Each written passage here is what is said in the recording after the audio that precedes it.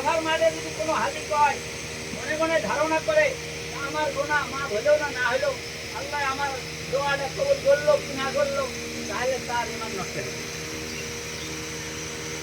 তাকে ইত্মিনান সহকারে এইটুক জেলের মধ্যে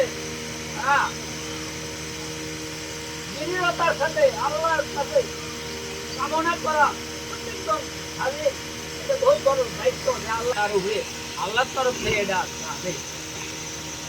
এটা সবাই ওই আরফার মাঠে গেলে আল্লাহ তাআলা এই আদেশ পালন করার জন্য আল্লাহ তাআলা সবাইকে নিষ্পাপ করবে। হযরত আদম আলাইহিস সালাম নিষ্পাপ হয়ে গেছেন, হযরত হাওয়া আলাইহিস সালামকে আল্লাহ তাআলা ওই আরফার মাঠের মধ্যে ওই সামান্য ত্রুটির জন্য দুনিয়ার জমিনে পাঠাইছিলেন। আর 350 বছর ওনারা অনুতপ্ত হয়ে কান্নাকাটি করার পরে দোয়া করছেন, আল্লাহ তাআলা দোয়া করবেন। যত আদম সন্তান থাকবে সবারই দোয়া করবে। এই জন্যে আল্লাহ তাআলা হজ ফরজ করছেন। যারা হজ করবে, যারা আল্লাহর আদেশ পালন করবে, শর্ত হলো একটা হলো শারীরিক সুস্থতা, যার শরীরে সুস্থতা আছে, ক্ষমতা আছে, চলাফেরার ক্ষমতা আছে, শারীরিক মানসিক ঠিক আছে, মাথা ঠিক আছে, বিকারগ্রস্ত নয়, পাগলা নয়, মাথা ঠিক আছে, মানসিকভাবে সে সুস্থ আছে,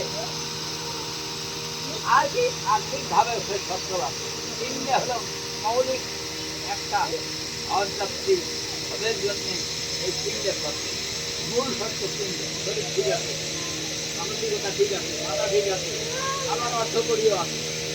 পাগল এখন টাকা লাগে, 5 লাখ টাকা দুই মানুষ যাবে 10 লাখ টাকা, কমসে কম 10 লাখ টাকা, এর বেশিও খরচ হয়।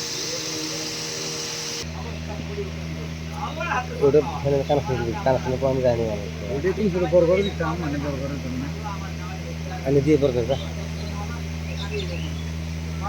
সময় লাগবে না, একটু সময় লাগবে। আল্লাহ রাস্তায় খরচ করতে হবে।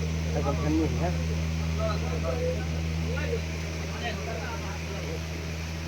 লিল্লাহি আলান নাস,